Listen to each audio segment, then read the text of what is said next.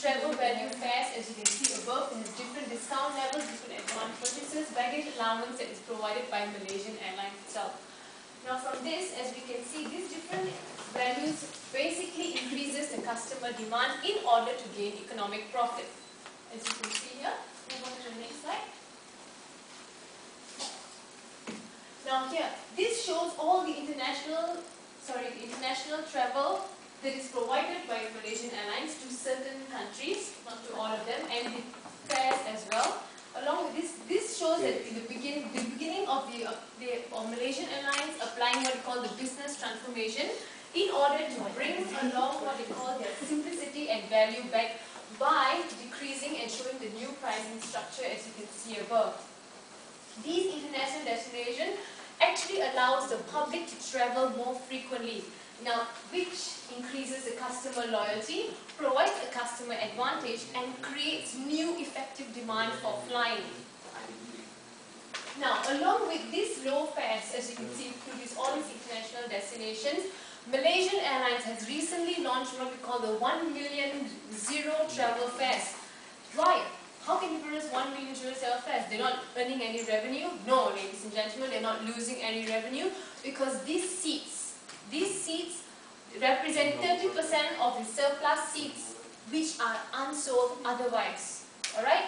These seats are also used to recover the fuel costs which are also unsold otherwise because the seats are perishable. Alright? Let's move on to the next one, which is ticketing for AirAsia. Now, AirAsia, as we all know, is a Malaysian low-cost airline industry. Now, this slide shows all the international places, Cambodia, China, Hong Kong, Indonesia, and all these places, where the fares are low fares, open up the Indonesian and the Singaporean markets. Next slide. This is a traveling to Australia and London, opens up a competitive advantage for this particular airline industry, which is travelled by AirAsia X, which franchises the brand AirAsia. Next slide, the last slide please. Alright, anyway, the cost advantage that is created by AirAsia is what you use operational effectiveness and efficiency, where customers will enjoy a greater surplus than before as the fares fall dramatically into what we call capture the deadweight losses.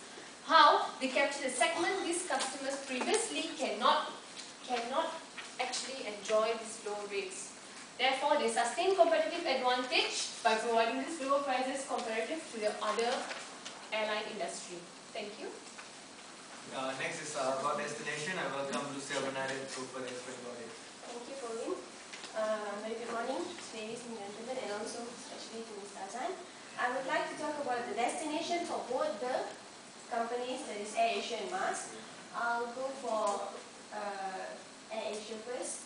AirAsia have introduced new destinations like KL to Taipei, Tianjin, and also Dhaka. And they have also added frequency from KL to Guilin and also London. Plus, they introduced new routes from Penang to Macau. And in the future, they are planning to introduce routes such as KL to Colombo, Penang, Singapore, and also Langkawi, Singapore. So based on the slide, you can see that these are all the current destinations that they are providing now. So next, it's about MAS. MAS have before the business turnaround plan, they have